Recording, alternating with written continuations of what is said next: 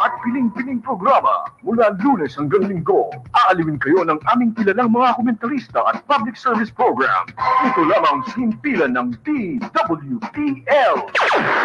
The proceeding program expresses only the opinions and views of its respective block timer, producer, radio announcer, writer, and production staff, and does not in any way reflect the views of this station. The station has advised the programmers to abide by broadcast laws and KBP rules. Every Saturday, 1 to 2 p.m., your TDJ Perez, the professional safety and skills advocate on air. All About Safety is brought to you by JLF Projects, international experienced and skilled people handling your sensitive and expensive machinery. They do rigging, lifting, plating, and transport your equipment safe and economical. If you think safety is expensive, try an accident. Or you can call on them at j.ferrer@jlftransport.com.ph or 0917-862-4995. Hello, good afternoon, everybody. We're very fortunate today that we are all here on the last Saturday of the month of October, the 28th of October. Kasi po, ngayon po, meron tayong guest na magmula po sa TESDA. Galing po sa isang provincial office ng TESDA. Siya ngayon po ay nasa bago ng TESDA designation, no? Nasa Metro Manila na po siya, no? At ngayon, binabati ko rin po yung mga ibang nagtapos dyan ng aking assessment dyan sa may Binyang area, no? Mga tiga First PILEC, ang ating mga naging estudyante. At yung isang assessor doon, ano? Sino yung, yung assessor? Si Mark. Si Mark na assessor sa forklift, assessor sa scaffolding, assessor sa electrical, isa rin siyang safety practitioner, no? Ang walang iba kundi si Mark Berdadero. Huh? Mark Berdagor. Berdagos. Gor po, Gor. Berdagor. Ayan. Sorry Mark. May malabo itong sulat eh. Mark Berdagor, isang safety practitioner, isang assessor ng rigging, scaffold, at isang safety practitioner from the province of Quezon. So maraming salamat, no, sa inyong lahat, no. Binabati ko rin si mga nagturo kahapon sa Century 21 sa Chesya dyan sa NCR, no. Nabati ko ang NCR Regional Director, walang iba ko si Engineer June o Joven Ferrer Jr. Marami pong salamat sa mga nandiyan dyan din sa mga nagturo sa amin sa TESDA, no, ng skill na yan, ano, para maging compliant kami, no. And hopefully, no, si Ma'am Connie pala to, no, si Ma'am Connie na tinuruan tayo kahapon na maging compliant, ano, si Ma'am Connie, no. So Ma'am Connie, marami pong salamat sa inyo sa gabay nyo sa amin at hopefully we will meet again soon. Wala pa ba si Director, ang ating guest? Binigyan nyo ba ng link? Brad Pitt? Wala pa. Binabati ko rin si Engineer JP Batan. Laging nandiyan yan. At Engineer JP Batan, hopefully maging magkasama tayo. Si Dr. Michael Cayetano. Ayan, ito na. Mga kasamahan ko sa industriya sa skills, ano, nandito na po ang dating Provincial Director ng Laguna, ang na ngayon ay District Director na po ng TESDA Taguig.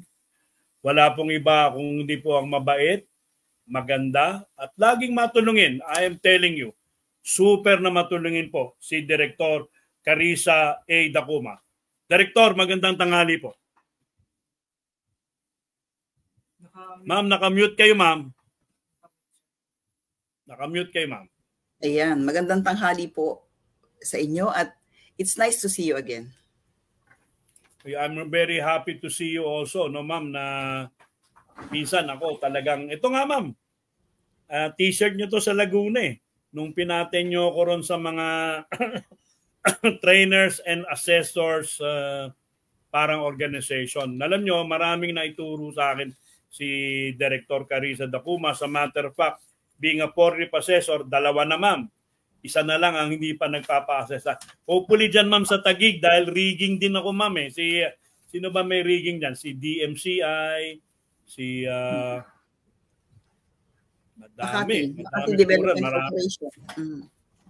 Pero ma'am, bago natin yung aking, ako, personal. Si Brad Pitt, pakitext mo na. Sabi mo, nandito si Director Carissa. Ma'am, ang ating pong topic, kasi po meron tayong bagong director po ng TESDA from Secretary General o Danilo Cruz. Ang ating pong director po ngayon na Secretary General o ng TESDA ay si Director Suharto Magunda Datu. Meron ho yata siyang mga bagong agenda, no? Na ito nga po yung topic natin na 10-point agenda ng ating pong new secretary as one of the district directors po diyan sa NCR, ang tanong ko po paano niyo po ba ma-implement yan sa area ng inyong jurisdiction? Yun po ma'am. Okay. Sige po, magandang tanong yan. But anyway, Jay, actually hindi pala ako Taguig. Ako ay Pasay Makati District. Yun na yan. So, hindi ako Taguig. Christina, Pasay Makati District po. Pasay Makati District. Pasensya na po. Ito po yung sinulat ni Tina eh. Okay lang po yun. But anyway, you're asking about the 10-point agenda of the Secretary. Dahil kami nga isa Pasay Makati, affected naman talaga ang ating lahat ang kabuuan ng TESDA doon sa kanyang 10-point agenda. But what I want to point out now are the 3 agendas na talagang yan ay para sa serbisyo namin sa, kumbaga outside ang aming mga siserbisyoan dito. Yung tinatawag nating TESDA sa barangay, and then yung promotion of rural enterprise and area development through TVET, and youthpreneurship or youth entrepreneurship. So, yan yung, kumbaga talagang yan ay diretso talaga sa aming mga customers ng TESDA. But there are a lot of other things katulad ng review of TESDA training regulation. Kailangan i-review ang training regulation. Dahil ito naman para kami makaagapay sa bagong panahon, di ba? Yung mga makabagong technology na ngayon. So dapat na-align din namin ang aming training regulation. And then sinasabi niya rito that we have to prioritize TVET to meet the demand of the industry or the locality of certain area. So kailangan i-prioritize namin yung TVET na kailangan do sa certain area. Like for example, sa akin ngayon sa Pasay, ano ba ang mga kailangan niya sa Pasay? Dahil nasa amin ang airport, di ba? Nasa Pasay ang airport. So ano yan? Maaring tourism, di ba? Actually, yan ang sinasabi ni Mayor na talagang tourism ang kanilang focus ngayon. At the same time, ang construction, kasi ang construction naman laging kasama yan, di ba? So yun. So yun ang kailangan i-develop namin within that area.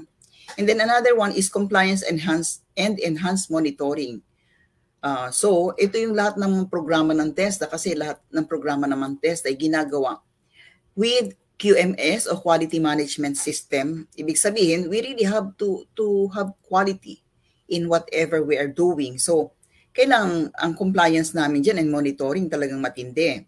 So yan. And then another one is to promote a more efficient and easier way of registering and applying for TESDA scholarship programs. Parang, di ba, parang huwag na natin pahirapan yung mga kababayan natin na paano ba sila makakapag-apply sa mga TESDA scholarship program. So yan yung ginagawa ng yan yung isa sa agenda niya.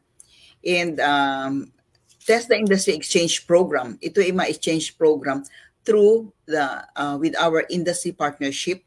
So para makuha namin ano pa talagang kailangan ng industry. And then halal TVET that would open an opportunity to tap the halal business world. Parang yung halal, di ba, maraming tayong mga kapatid na nangangailangan talaga nitong halal.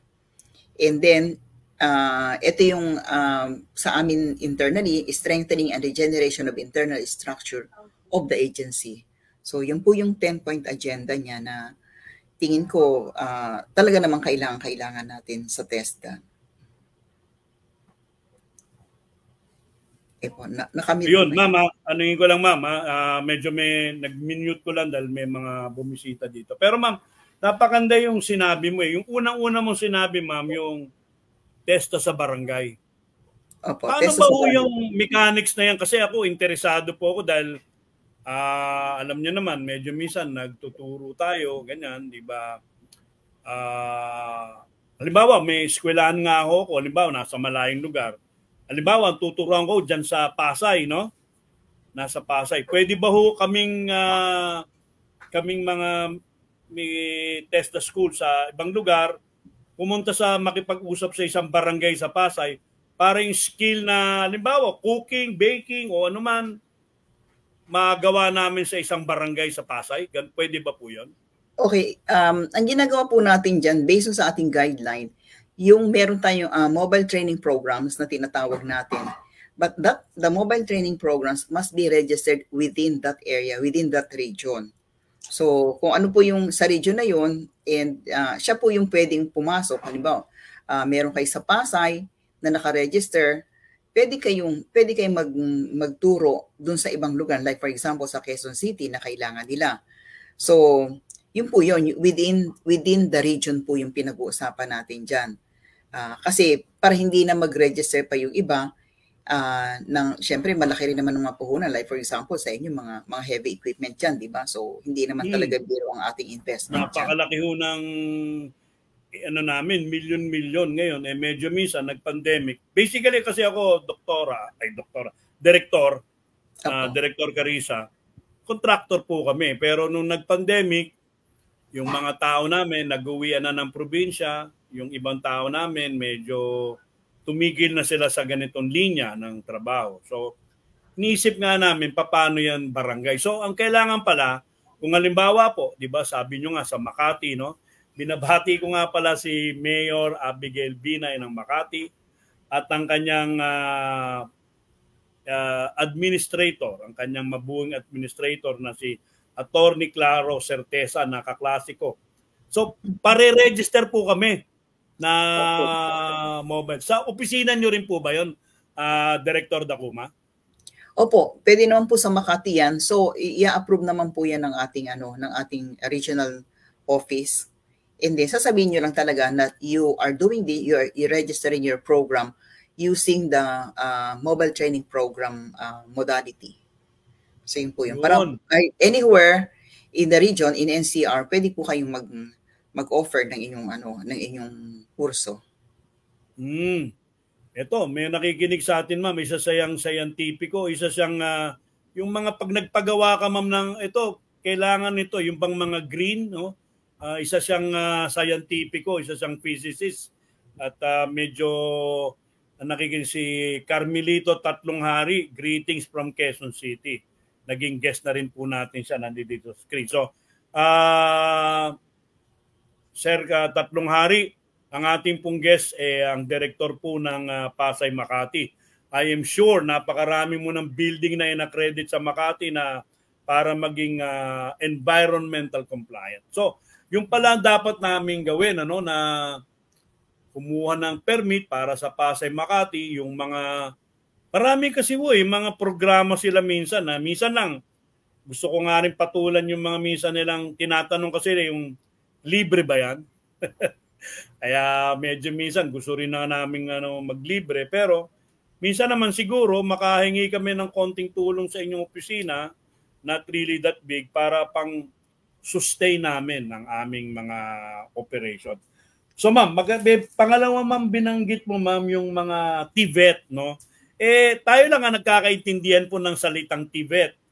Ano ba ho yung ibig sabihin ng TVET? Ayan, TVET po is TVET, Technical Vocational Education and Training. So yun po yung TVET natin. So technical education. Opo. So yun ang gear nyo ron, yung mga technical education, ano? Opo. May tanong po ako kasi, di ba? May nakakausap ako minsan sa industriya, no? Yung tungkol yung sa debate about the other day, yung anong gusto ng industriya, ano ngayon na nangyayari sa grade 11 to 12. Sabi ngayon ng mga industriya, hindi raw po nagkumukuha yung mga kabataan ng mga skills. Halimbawa, welding. No? Nag-aral siya mag-welding.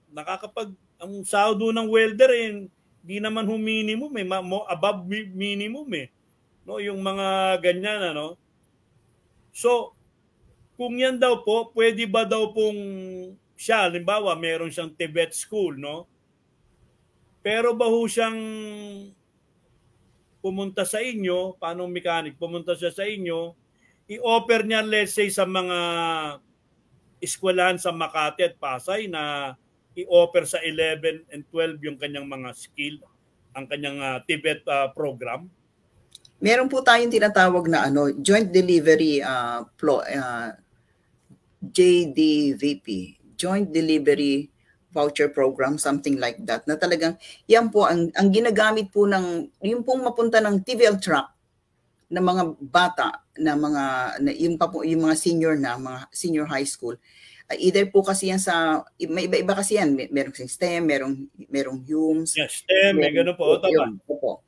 So ngayon, yung TVL truck nila, yan naman ay sa TESDA. Ngayon, ito pong DepEd, ang kanila lang, yung meron lang TESDA registered programs, doon po nila pwedeng ipa-enroll ang kanilang mga estudyante. Ayan. So kailangan po talagang registered sa TESDA ang kanilang mga programa.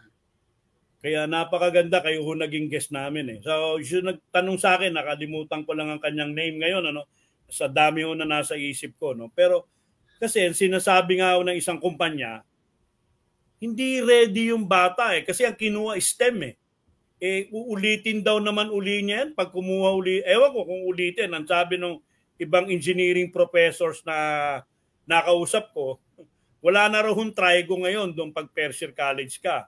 Wala nang trigo, algebra, yung mga sinimulan ko nung araw nung ako po ay nag-aral ng engineering na trigo, math, solid mensuration, blah blah blah. Sa 11 and 12 na raw po yun.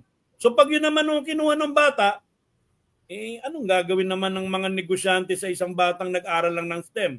Ang maganda, ang sabi nga kasi, bawa yung, ano pa bang skill ang malaki? 5 Peter po, yung mga gumagawa po ng tubo, napalaki rin po ng sahod nun. Pag nakatapos po siya nun, may sahod siya, pwede niyang ituloy ng mechanical engineering. Yun po ang sabi nun. So, ang kailangan nung gawin, anong kailangan nung gawin base sa inyo meron joint delivery program, voucher program, parang gano'n. Yun po yung partnership namin with DepEd. Opo. With DepEd po yun. So may pondo si DepEd ibibigay sa isang eskwelahan. Halimbawa, Pasay kayo, no? Pasay tama po ba, di ba? Pasay, di ba? Opo. Pasay at Pasay. Opo. Ang second course ko kasi, doon sa mga marino, yung mga meron mo dyan, maritime school siya. Meron siyang maritime engineering, meron siyang customs administration, pero doon siya, puro siya sa dagat. Pero nagkaroon na rin siya ng hotel and restaurant management, nag-deviate na rin siya, nag-evolve, ika nga. So pwede siyang humingi ng voucher sa Department of Education na yung mga batang yan matuto ng skill ng pagpo-forklift. Pwede nyo ba hong gawin yon? Pwede po, pwede. Kasi kung sila ay registered ang program sa TESDA. So yung kailangan program silang registered sa inyo. Opo. Yun. Para talagang sigurado na yung matututunan nila talagang regulated. I mean, andun yung quality. And maganda yan kasi kung sila yung magtuturo at talagang sila ay ang kanilang specialty ay ang tungkol sa maritime, alam nila kung ano talagang requirements. Kasi kung ano man po yung nakaregister sa TESDA na base sa training regulation, yun lang po yung mga minimum requirement. Pwede nilang dagdagan yun base sa kailangan ng kanilang mga kliyente. Napakaganda talaga, no? Nagkakaroon siguro yung mga nakikinig. Kasi yung kahapon nasa NCR ho ako, nasa yung Century 21 para mag-evolve na yung, di ba, yung mga skill, no? Napakaraming mga TVIs doon, napakaraming mga umattend din doon na trainer, mga assessor, mga ano. So tinitignan namin kung paano kami makaka-explore, no? Yan pala, yung eskwelahan na yon, let's say company school A, pupunta kay Doktora Carissa Dacuma na siya ay nasa Pasay, sasabihin niya, gusto kong mag-offer ma'am ng forklift doon sa aking mga maritime students kasi sa pier meron naman forklift eh. So pwede siyang gumraduate siya ron, nagtatrabaho siya sa pier, at the same time, tinutuloy niya yung kanyang marine engineering. Pwede po ganun na sistema? Pwede po, pwede. Kasi kung gusto niya talagang yung ang sa TESDA naman kasi ang ginagawa natin diyan yung actual eh. So kaya pwede niyang gawin po 'yon. However, depende na lang sa kanya. Siyempre extra effort po yung kanyang dapat gawin. So yan. Hindi po, yung offer po ng eskwela, nasabi ko nga marine engineer siya, di ba? Yung forklift technical din naman yung forklift, no? At pag nasa barko, maganda siya isang engineer, hindi lang sa kanya sasabihin na, boss, hindi tumatakbo yung forklift eh. Sasabihin niya, bakit hindi tumatakbo? Baka yung battery terminal lang, di ba? Sasabihin, battery terminal lang eh. Kasi yung katulad ba ng mga Amerikano, bago sila talagang pumunta ng kanilang koleyo, meron silang pinerfect na skill na maganda. So, ang gagawin nun itong eskwelang A, susulat po sa inyo ng letter of intent? Ganun po ba? Basta kailangan i-register lang po ang program sa amin. Okay na po yun. So, kasi depende naman yung sa bata. Like for example, gusto talaga niyang gusto niyang yung mga related na skills, alam niya. Di po ba? Parang all around siya do sa maritime. Sa pagbabarko. So, meron siyang ibang alam, di ba? Aside from do sa kanyang tinapos. So, pwede po yun. Yeah. Kasi wala ho silang nag-usap kami, wala silang mga heavy equip. Pero meron na silang eskwela na yan. Meron silang cooking meron silang bread making, kasi meron silang hotel and restaurant management, no? Hindi lang nila alam kung paano yung sistema. So, minsan na-explore na rin namin. Pero napakarami palang programa po ng TESDA. Pero bago ako pumunta sa pangatlo kong tanong, ma'am, paano kayo nakaka-keep up po niyan sa dami ng inyong iniintindi? Ang lalaki ng sa Pasay lang, sa tingin ko, hirap na kayo.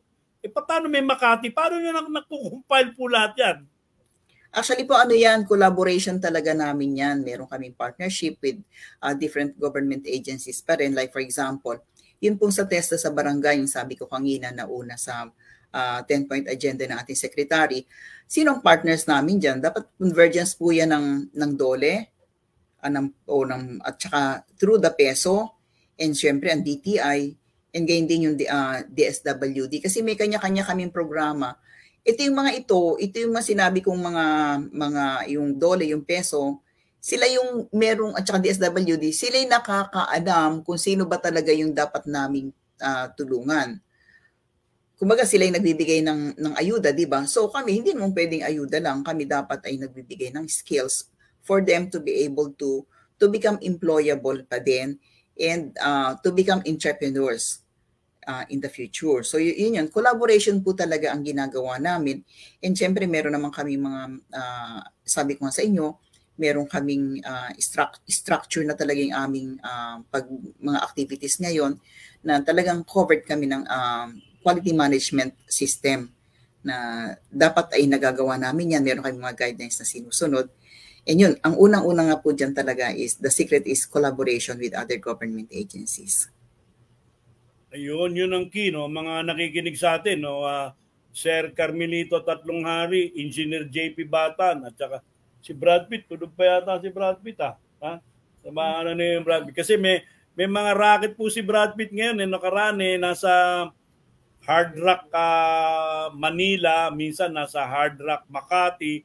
Puro Hard Rock po ang ano ngayon. Medyo minsan pag wala, pasyalan po natin. Ito si Carmelito Tatlong Hari na minsan nagkikita kami pag may show nga si ating mabuting kasamahan, si Brad Pitt. So, ang banginanggit sa atin ni Direktora, yung collaboration, ano?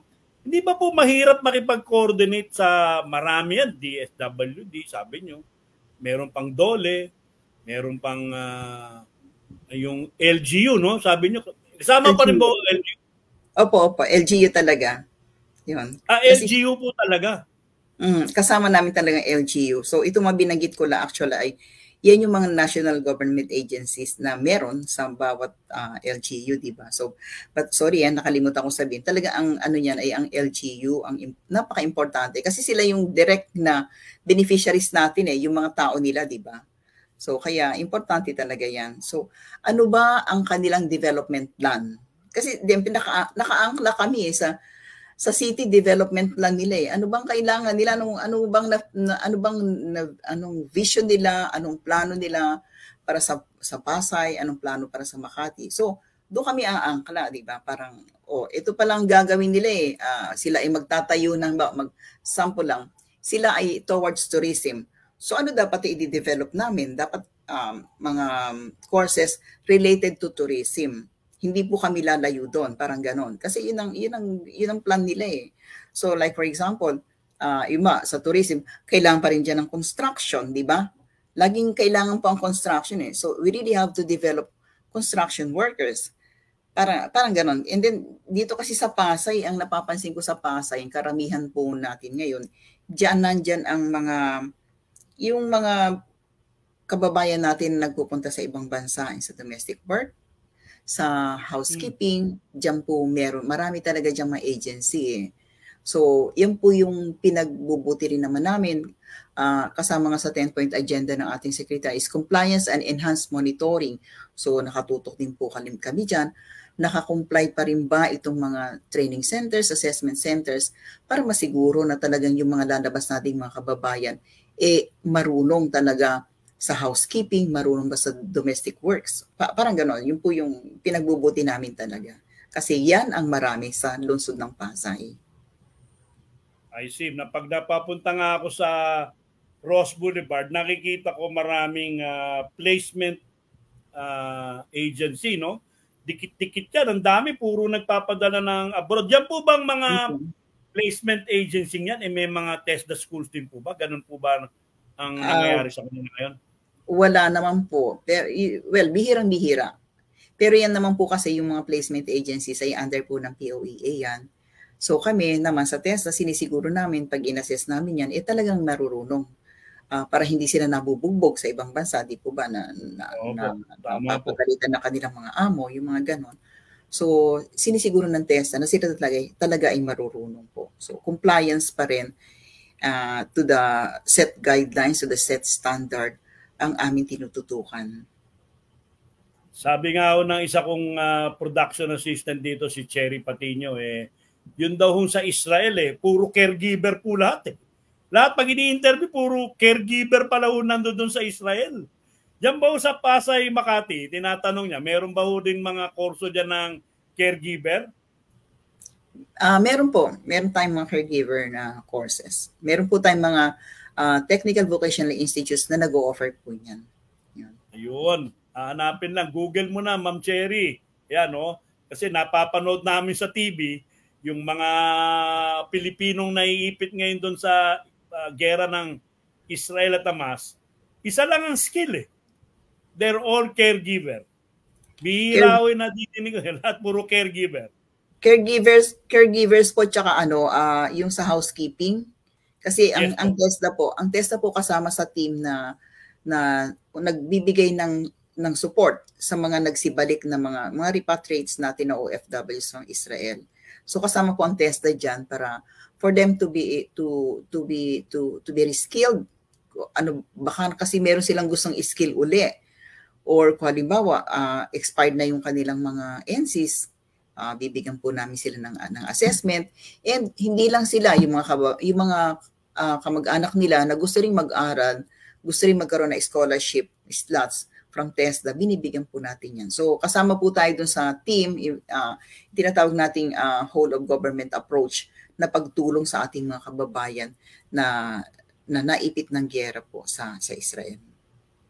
Ayun, mga nakikinig sa atin, napakaswerte nyo. Sinabi na nga ni Director Carissa Dacuma na may mga programa dyan, yung mga pinababalik, kung gusto nyo mag-enhance ng inyong skills, from a caregiver, maging, yung mga, marami pong, kung caregiver ako, sabi nyo nga, pwede sa hotel and restaurant management na sa mga hotel, sa mga luxury ship, yung mga ganyan, marami rin, O gusto nila mag-shift, di ba, ng kanilang careers. O gusto nila maging negosyante na. Siyempre, may mga naipon naman na yung mga iyan. So, tuturuan naman po namin sila, ano ba yung mga skills na kailangan nila para sila makapagsimula ng negosyo. So, yun po yun. Ayun. Para maging negosyo, test natin. Dami parang mga kurso yan na pwede kang, wag ka nang mag-bakery ka na, di ba? No? Mag-bakery ka na, nandiyan dyan, sa dami ng tao dyan sa may airport, siguro may bakery ka ron, tuloy-tuloy, Merong bagong pumasok po dito, si Ed D.V. Mamaid. Good day, Sir Ed, magandang. At meron, ewan ko ma'am, sabi nito ng ating nakikinig si Mr. Tatlong Hari, TESDA must offer courses for equipment operators, nuclear technology, in anticipation of the operation of the nuclear power plant. Meron na ba okay napapag-usapan katulad niya ni Director Joven Ferrer tungkol po sa sino ba to? Si Secretary Magunda Dato tungkol po sa, ito po, bago itong sinabi, nuclear power plant. Meron ba tayong programa na papunta dyan sa nuclear power plant?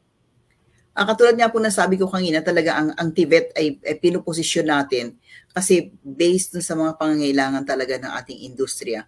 So, hindi lang po ako sure kung meron na talaga tayong na-develop niyan, but isa po yan sa titingnan ng TESDA na para talagang matulungan yung industry na mga kailangan po niyan. Yun, ayan mga kasama.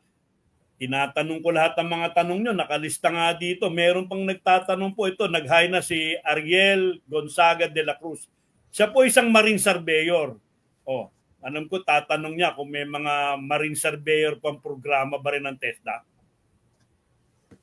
Hindi ko po masagot muna ngayon for now, pero makikita po kasi naman sa website namin kung meron na kaming ganyang klaseng programa. Ayun. Sir Ariel, tignan nyo daw kung ano pa yun. Ang dami kasi niyan, ma'am Napakaraming may agriculture pa yung, alam ko yung nasa Laguna kayo, ang pinupush nyo yung mga agricultural courses, di ba po? Kasi si Ma'am Dacuma talagang hands-on na individual ng TESDA. Kaya hindi niya nga naman matatandaan lang natin, Sir Ariel, Kailangan pumunta po kayo dun sa, TESDA website, At scholar pa kayo. Opo. Meron naman po yan, madali na makikita ang aming website, www.tesda.gov.ph. Ayun, mga kasamahan ko Pero bago na magpatuloy, mag-advertisement lang muna po yung aming kumpanya. Ang programang All About Safety, 1 to 2 p.m., nag-guest ngayon si Director Carissa Dacuma, ay hatid sa inyo ng JLF Project International Inc., mga kontraktor, pag sa rigging, crating, transfer, pag sasara niyo yung buong kumpanya nyo, o magtatayo kayo ng bagong kumpanya, sila po ay may crane, may forklift, may mga truck, may mga engineers, may mga empleyadong handang tumulong sa inyo. Meron din po kaming pangalawang kumpanya, yung JLF Project Training and Assessment Center, na nagbibigay po ng skills. At yung yung ating freight forwarding, JLF Project Logistics Solution. At ito nga po, ang All About Safety. Kasama sa bagong-bago lang nagbubukas ngayon, ang ating pong guest, ang mabait at masipag na direktor ng Pasay Makati, si Direktora Carissa Dacuma. Yung mga sinasabi nyong quality management, binanggit niyo po yan, ano? So, binabantayan nyo yung quality po ng pagtuturo o yung quality ng ano po ang binabantayan nyo doon sa quality po nila ng mga ano? Lahat po ng aspect, syempre, yung ano ba yung tinuturo. Katulad po yung sinasabi natin, meron tayong training regulation. Yan po yung mga dapat nilang dapat na style ng pagtuturo, o yung, like for example, facilities. Anong klaseng facilities ba dapat ang meron sila? Gaano kalaki? Ano ang meron? Equipment, ano ang dapat? Parang gano'n. And then, yung kanilang mga magtuturo, ano dapat ang alam ng magtuturo? Ano ba ang qualifications ng magtuturo?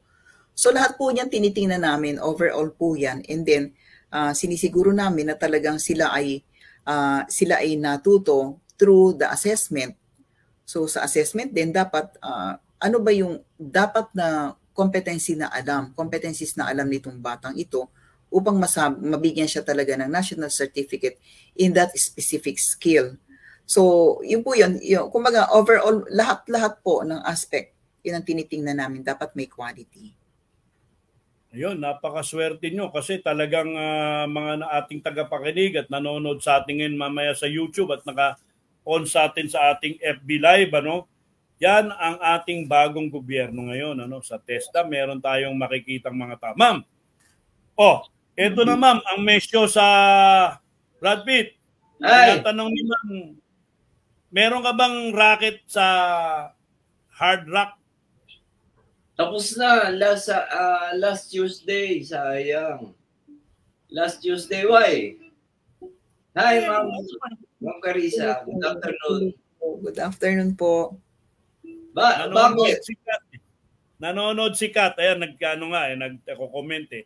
Si Kat, tsaka ako, nagkita kami sa MOA, Hard Rock MOA, no? Oo.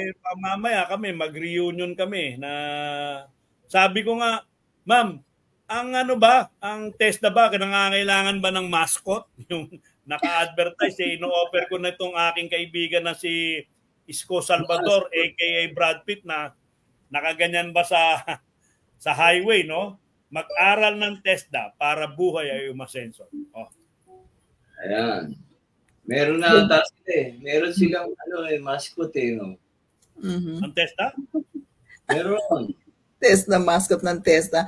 Dati po yung aming dating secretary, di ba? TESDA man. Diba? Yun. Siya. Tapos may letter T rito. Joel Villanueva pa. Senator Villanueva. Yes. Yan. Pero ang ating current secretary ngayon, talagang champion po talaga. Sino po? Si Secretary Marto Magudadato. Teng Magudadato. Wow. Yung isa mga taga Maguindanao clan. Ako. Ayan. Mabuti, kasi, di ba na-appoint din mga kapatid natin, mga Muslim. Opo. At saka siya talagang galing talaga siya sa local government. So talagang alam niya yung pangangailangan ng mga nasa community natin, yung nasa baba, na siyang dapat tulungan talaga ng TESDA. And yung TESDA, kakalat sa Mindanao. Gaano ba karami po ngayon sa Kasi parang ang dating parang dito sa Luzon and Visayas meron konti. Yung TESDA mga affiliated na Opo, all over the country naman po ang TESDA. Lahat po ng probinsya ay mayroong provincial office and lahat po ay mayroong provincial training center. At bukod dyan, meron pa po tayong mga regional training center. Sila naman ay hindi nakikipag-compete sa ating mga private na eskwelahan.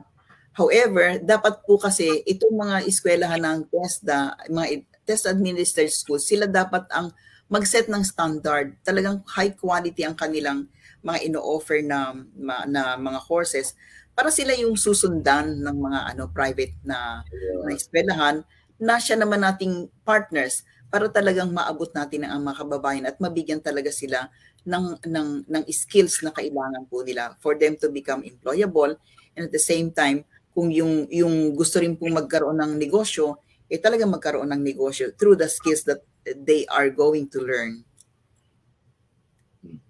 And sana ma-maximize yung yung social media ng TESDA. 'Di ba? Para yung information dissemination nakakarating sa marami. Opo, yes, through social media lang, libre lang naman, no? So, libre advertising, kumbaga. Sana we can reach out to more people na yung awareness ng TESDA. Kasi sayang yung opportunity na yung iba kasi ang dahilan financial burden, di ba? Financial problem, kaya hindi makapag-aral. Kaya may TESDA, di ba po, ma'am? Ganun yan. Okay. So, sana i-maximize po natin ang ating social media. I'm talking sa sa TESDA po na sa awareness ng ito yung mga course, ganito karami, paano ba yung proseso, pag-enroll, paano ba yan? Pwede bang online, pwede bang, yung mga ganun po na info na mas maraming re-reach, mas maganda. Yun lang po, ma'am. Noted po yan. Lahat ng iyan. Tama kayo. Aside from the physical presence ng aming mga provincial training centers doon sa kanya-kanyang area, dapat talaga ang presence namin makita sa social media kasi mas effective yun actually. Yes, sayang. Kasi libre yan eh. And andyan ngayon ang tao. Actually, mas maraming tao sa social media kaysa yung mga nanonood ng mainstream. Kasi dito, pag online, mas marami kong paglilibangan eh. Yun lang naman yan, nililibang lang tayo. Anyway, sana makatulong kami, kami nila KJ, para siguro gumawa ng mga maiiksing mga parang ads na may comedy touch, pero inviting people to avail sa TESDA. Yan, binibigay namin yung aming services ni KJ. Sige po, makakarating po yan sa aming secretary. Punta natin dyan lang yan sila ma'am sa may TESDA Pasig, malapit lang sa Pasig. Yung main. Sa may highway, yung doon, no? Malapit lang sa Makati. Tapos ang regional director nila, mabait din, si Director Joven Ferrer, no? Si Engineer Joven. Tapos mapuntahan din natin si Secretary Magunda Dato na yung sabi mo, yung mga may ads doon, mura lang yung mga ads di ba? Basta TESDA, sagot ni Brad Pitt. Sige po, excited ako dyan. Sige po. Tatawagan ko kayo agad. Hindi tayo ng tulong kaibigan ko yan eh. Kinampanya ko yan. Si Secretary Joel, hingi tayong tulong na yung sa communication side, kumbaga, yan ang importante ngayon eh. Kasi sayang, hindi natin kasi mas maganda nga online dahil tipid siya pamasahe and then nasa bahay ka lang, pero na-inform ka. So, yun ang habol natin dyan. Senator Test naman. Kung sana makarating siya ito, kailangan namin ng tulong mo. Dito sa Kailangan puntahan ni Gisa yun eh. Itong aking production assistant at accountant, ni Ma'am Gisa. Yeah. Mapuntahan sa Senado. Batiin na lahat natin. Meron pa isa sa Senado. Kanta pa pare. Sige. Kantahan natin si Senator Test naman pagka nagpunta tayo sa Senado. Ang Pasko ay sumapit, tayo ay magsiyawit ng magagandang ibig dahil sa si Kristo'y silang, may tatlong hari at sidalaw, at ang bawat isa ay nagpipagandog ng tawing alay. Ano yung alay na yan? Gcash. Hindi, jokes lang, joke. Merry Christmas sa lahat. Merry Christmas. Yes. Para yung kay Senator Joel, pagpunta natin. Schedule natin kasi. Baka kay Director Magunda Dato, di hindi pala Director, Secretary, no? Director General. Pag may Christmas party ng TESDA, ang dami kang empleyado rin doon. Kilalang-kilala ka rin doon sa iyong bubble gang at celebrity block. Punta natin Sige, sasabihin ko na na pwede kayong maging guest namin sa aming Christmas party. Tsaka itila mo si Brad Pitt Marami ka pang mga kasamaan, Brad Pitt. Sino pa ba yung mga kasamaan mo pang iba? Lahat ng nasa showbiz. Kung sino gusto nyo. Basta. Lahat, diba? Alam mo, Mama. Ito, sasabihin ko na, diba? Nagturo kami sa Philippine Marines. Di gabi, inimbita kami. Ang lakas ng ulan. Hindi sila pinahiya ni Brad Pitt. Tuwan-tuwa yung mga sundalo. May mga guest ba, ma'am, na Amerikano, mga military attaché. Sinabi ni Brad Pitt ang kamalian ng kanilang lengguwahe. Sampulan mo, Brad Pitt. Anong sinabi mo rin sa mga Amerikano? Maraming mali. Unang-una, yung mga Amerikano, parang magasto sa letra. Bakit? Meron sila, ang dami nilang letra, may mga double. Di ba? Double yung letters. Tayo, bihira lang Tapos, ilalagay nila yung letra, hindi naman babanggitin. Be silent, di ba? Silent. Magasto sila sa letra. Tapos nililito yung mga Pilipino. Nililito tayo Kunyari, psychology, lalagyan pa ng P. Hindi, gusto tayong gawing katawa-tawa. Kasi pag hindi mo alam yung psychology, hindi mo mababasa yun. Psychology ba ang giging basa mo ron? Kunyari, Lori. Yung mga Amerikano, yan, grabe yan, nililito tayo. Maraming mali, katulad nung yung building. Yung building, tama ba yun? Yung building. Okay. Building. Bakit? Kunyari, ginagawa. 50 floor, 50 stories. Nung ginagawa, building yun. Building, tama. Nung matapos. Building pa rin. Building pa rin. Oo. Tama ba yun? Kailan matatapos yun? Ano dapat? Ano nga dapat? Tapos na hindi, andali. Finish. Tapos na finish na. So, after nung ginawa, nung matapos, finish na tawag doon. Yan. The finish is now erected. Tapos na So, sa haba nung gabi, pati yung waiter, binanggit mo rin doon. Yung ano? Yung waiter, binanggit mo rin doon. Yung waiter, mali. Kunyari, nasa restaurant ka. Waiter, tawagin mo. Tama ba yun? Tama. Mali. Waiter. Tinawag mo Ano ba trabaho nun? Mag-serve. Mag-serve. Server yun.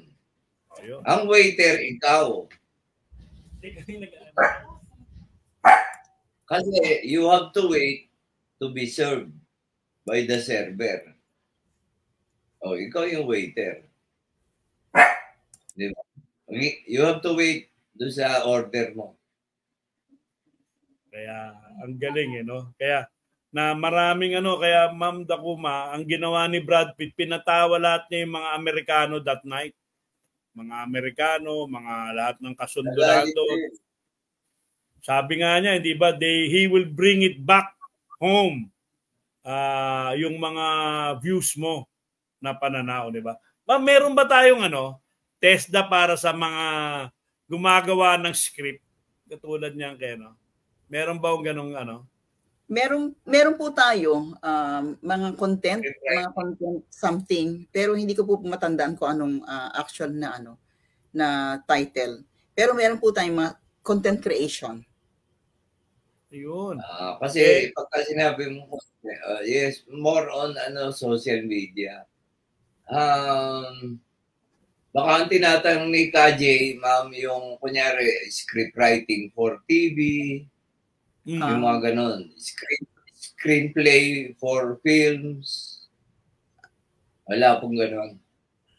Parang meron na po tayo, pero I'm not sure. Pero sabihin ko sabi ko sa Jay, pag nakita ko kung meron.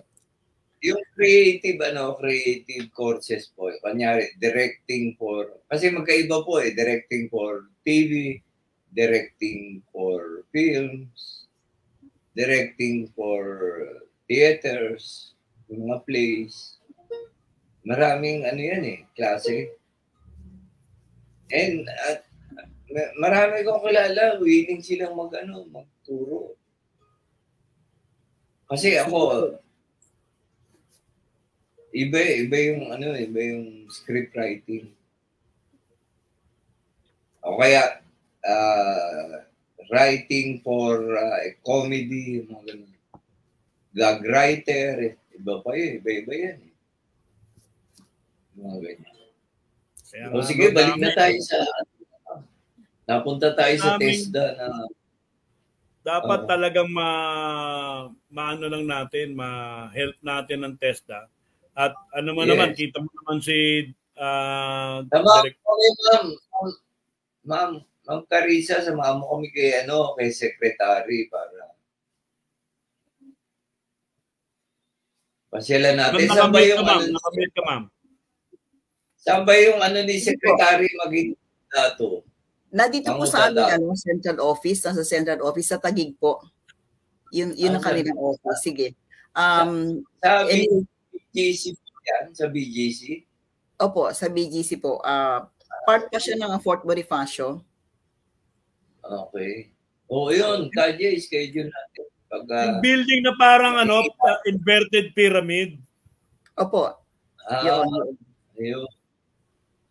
Sige. Yun, pasyalan din natin si Direktora Dakuma. Pasyal tayo, Brad Pitt. Hingi tayo ng appointment tapos mag-present tayo ng project. TESDA. Tayo, bago magpasko kasi November na Diba? Yes. Kung madidinig nila yung maganda mong boses, why not? Para sa i-propose natin para sa social media awareness, consciousness campaign, parang gano'n. Sige po, sige. Makakarating yan sa aming secretary para na yung willingness nyo to help. Yes. Ma-expose talaga ang TESDA through social media. And then, tapos we can do shoot ng mga courses na talagang yung live na kukunan dun sa mga TESDA centers. And then, para light ang dating, kunyari gagawa ka ng MTV, na yung iba-ibang courses, ang video mo, yung mga ganun. Yan, sige. Na-excite na ako. Ang maganda kasi libre. Yes, ma'am. Ang maganda kasi libre sa social media and nandito ang mga tao. Yes. You just have to reach out to them. Brad Pitt, alam mo ba si Direktora Carissa Dakuma? Sa Bebitore, pinaalam sama namin, pinakausap namin kung po pwede mag-test. Na-approve, hindi ko lang maasikaso Pwede yung bebitory na dun Yes, sa sa Santa venue. Rosa, Laguna. O yung venue, pwede. Yes, Kaya lang, malaki. meron kaming gawin. Ako nga, personally, biro mo, pupunta ako doon sa ospital ng Makati. Pupunta ako rito sa mga project ko sa Magnolia sa Davao. Pupunta ako sa Cebu. Minsan, kulang nga isang araw sa akin. Magtuturo ako dyan sa, natatapos na nga, sa Philippine Marines, ano? Kulang minsan ng isang araw. Tapos ayan, mag-assessment ako. At naging assessor ako ng TESDA sa tulong nga ni Dr. Carissa Dacuma. Kasi doon ako nag-loading. So pinirmahan niya yung aking forklift. Diyan ako doon sa isang eskwelahan doon sa may Binyang. Nagtuturo. Tapos sa isa pang eskwelahan doon sa may Kabuyaw yata yun, sa Pascargo. 2 na. Bago lang ako. Kaya si Direktora, very serious sa kanyang trabaho at very approachable. Kaya sa mga nakikinig sa atin, dito si Marvin DL, sabi niya, good day po, God bless. Kung ikaw, Sir Marvin, may issue sa TESDA, puntahan ko lang si Ma'am Dacuma. Siya, approachable, mabait, energetic, and yung articulate din siya. Hindi ko man kita binabala kasi produkto mo nga ako di ba, na doon sa mga TESDA courses nasasama niya kami, no? At ito nga, sabi ko nga Brad Pitt, yung pagsasamahan natin, na minsan pa yung expertise mo, ma'am. Kasi marami namang Christmas party. Kailangan din ni Sir Brad Pitt enjoy siya din, hindi niya tingin trabaho yun yung pagkanta. Brad Pitt, may imbita mo pa ba si Mike Hanopol ng Mike Hanopol? Pwede, anytime. Yan. Yan, kaedada natin yan, si Mike Hanopol. Ha? Napag-usapan niya na ba yun? Ayun yung comment ni Sir Kat. Sinabi ko kanina. Offer courses. Okay, napag-usapan niya na. Anyway, kasi titignan na Sir Kat, nuclear power plant. Yes. Okay, noted po yan, noted.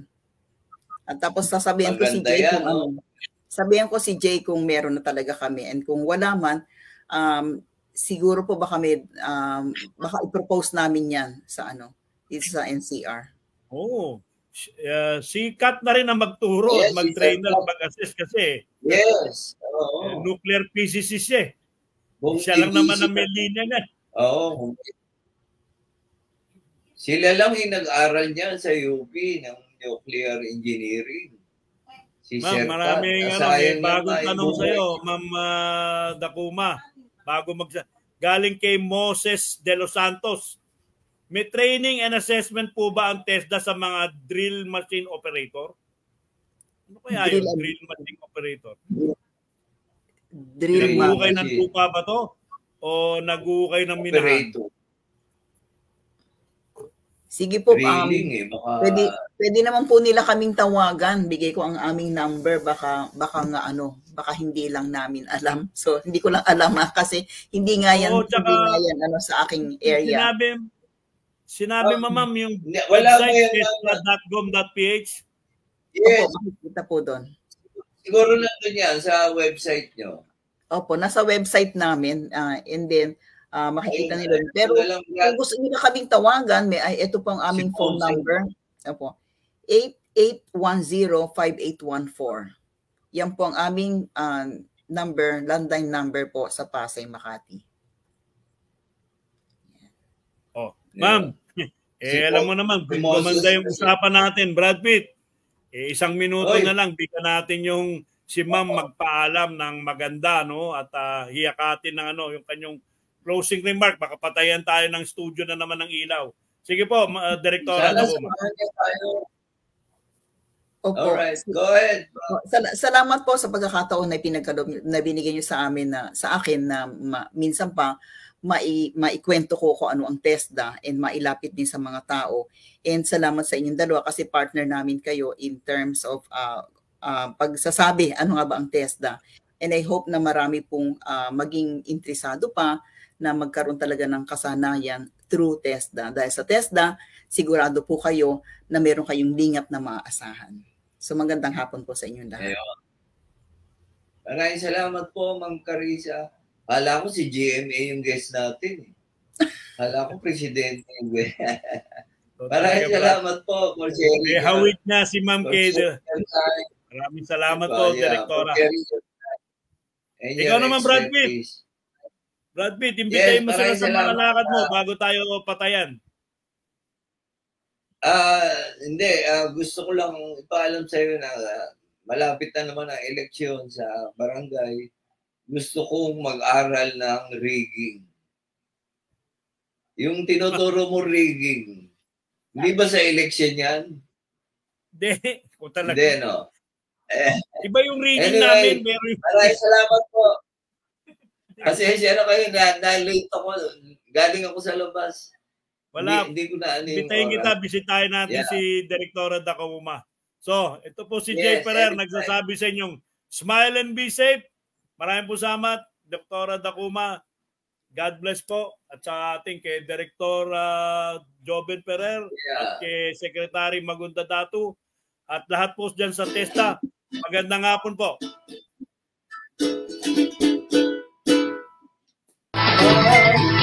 Every Saturday, 1 to 2 p.m. Let's all listen to your TDJ Perez, the professional safety and skills advocate on air. All About Safety is brought to you by